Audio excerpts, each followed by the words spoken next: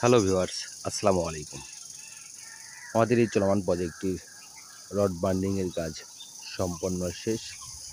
আমরা ছাদে ইলেকট্রিক পাইপও সম্পন্ন করেছি। আমাদের এই ছাদ ঢালাইটি কালকে আমরা সম্পন্ন করব। অনেক সুন্দরভাবে আমরা এই ছাদটি রড বান্ডিংয়ের কাজ, ইলেকট্রিক কাজ সব মিলে আমরা সম্পন্ন করেছি।